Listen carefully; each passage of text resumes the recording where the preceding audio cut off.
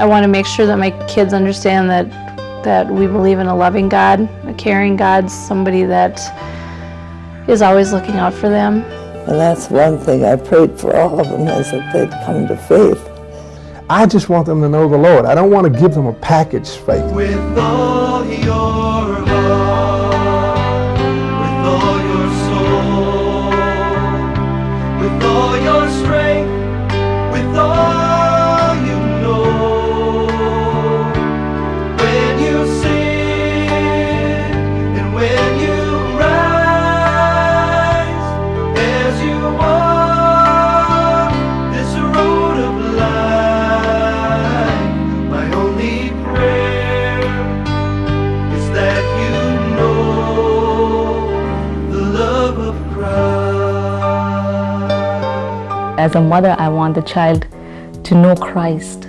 What I needed to do, what I wanted to do after I started my walk, my faith walk, was to go and learn more about Jesus, because I wanted to tell other people about Jesus, about how great life is with Jesus.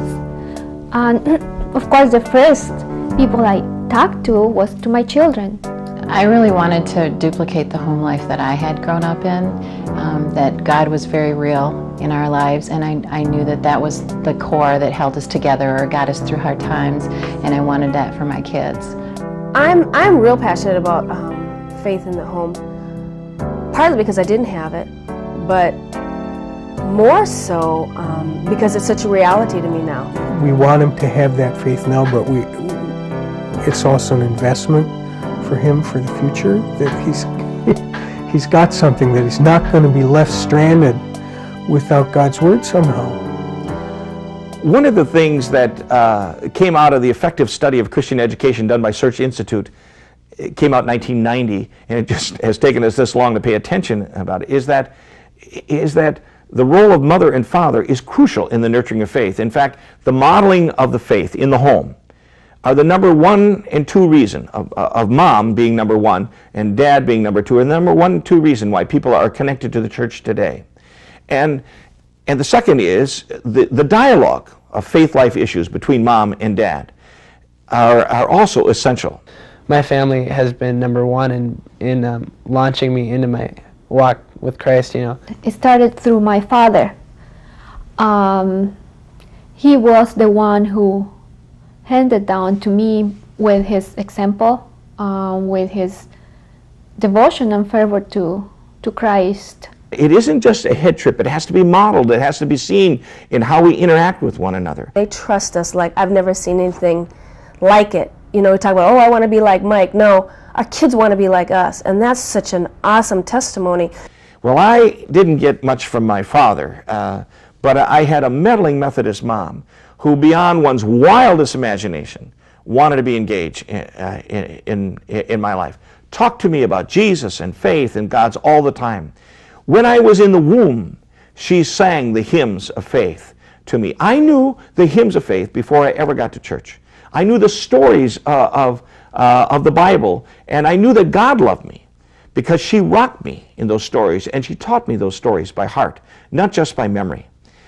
She read to me the Bible, but then she talked to me about that story, and I knew I was in the story. I knew this God loved me because this God loved my mother, and she held me with that love, and she rocked with me, and she in that love, and in telling the stories, in talking the faith, in calming me, in praying with me, at mealtime, at bedtime. I mean, for her, anytime, and it never stopped. It never stopped. It continued, and it continues to shape me long after she died, and she rests in the arms of Jesus. I know that for certain, and she knows that this Jesus gives me the strength to keep on going in life, using that and shaping my family. I can't encourage parents enough. Meddle in your kid's life. Meddle all the time. Tell them the stories about God. In your ups and in your downs, not just the times when everything's going well, but when things are not going well, the question, where is God? When we moved into our house, it was in a really bad part of town, and every night I had to just pray and pray and pray that God would take care of us and watch over us, because I was alone with 2 little kids, and And I had read an article that the song Amazing Grace was very soothing. And so I just started praying or singing that to Gareth when he was just a baby. He was just not even a year old. And he got to a point where we had to do it every single night. Every single night we sang that. He just begged for that song. And it just, as he was getting calmed and comforted, I was too. And I just realized, wow, this is really working. First of all, we learned the holy story. And that is how God is love, and that all creation and all mankind stems from God's love and His mercy and His grace, and how to, in the midst of anger and depression, to keep in mind to love your neighbor as yourself, and try to love your enemy, and love your sisters and brothers, and be about the positive in the negatives that you may encounter in life. Well, what we try to do is integrate our faith life into our life all the time, and not just on Sundays or specific times. We try to be ambassadors of Christ, and that's the type of faith we try to create in the home, and we try to do it first of all by modeling it, and that's probably the hardest part. But I guess the faith we want for our children is just that deep peace of knowing Christ, and to literally rely on Him for their strength, more so than us or anyone else, and to know that when they're wounded or when they go through the storms of life, they have a place to go, and that's right to God. A family and a household have an atmosphere that again displays there's something unique about the presence of God. We trip, we fall, but here is a place where we can grow and make mistakes. Forgiveness is here. There's an atmosphere that we're growing together as a family, and we can work through forgiveness. As much as we don't want to let the negative side of us be shown to our children, we don't want them to see us fail or get angry or upset.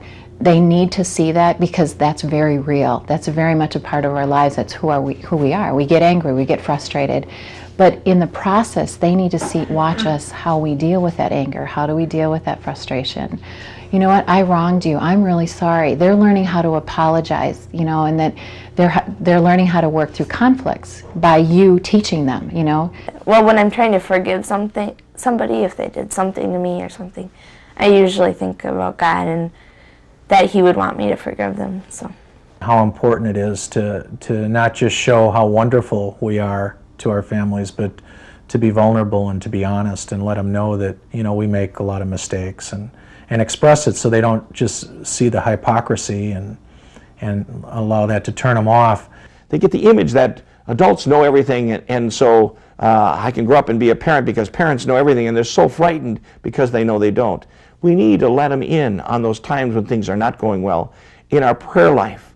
Let them overhear us talk about faith with each other, wonder and worry about things, and pray then and bring it to God. Let them in on that. We made a commitment of being very honest with them and not pretending to be church people per se, but people that were really trying to focus and center our lives around Christ, and forewarning them that we would probably slip back and make mistakes and fail, but that this house would be governed by prayer, and we would really always catch ourselves and forgive each other and start fresh each time. Visually and audibly, that whole process of faith and that overflow. Faith conversation is so important that our children, before they even know the values of words again, they know because God uses our words to let the child know the word. She likes to talk about God living in our heart, because then it doesn't seem so far away. With all your heart, with all your soul, with all your strength, with all you know. When you sin and when you rise, as you walk this road of life, my own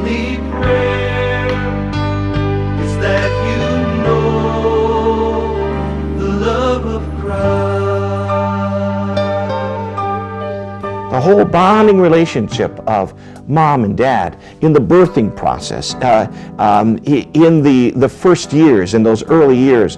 And we know from research that it's important sociologically for the touch and the holding and the bonding, but it's true spiritually too. Children feel the presence of this unanxious presence of God, with the heartbeat of dad and the heartbeat of mom, and the bonding that I'm loved and I belong. It's all about faith and values. What my parents did for us, they focused their lives on devotion and prayer life, and along with that, one thing they made sure for us to know that who we are. For them, it was more than their child. We were God's child first and then their child. And that's what I want a child to know, that that child is a special one from God and God's gift to us. They didn't force anything upon me, but yet they let me know the urgency of it and the importance. And that was, you know, it was life or death and win or lose. So I was very aware of how important that was, and just how they did that was really awesome. You get so close, and family is learning how to live in close, and it's so hard. And you draw kind of like a parentheses, and you have arrows going to the outside of those parentheses, and that's children pushing on them, and then you got mom and dad trying to hold it close, and it's so painful in all that time of familying.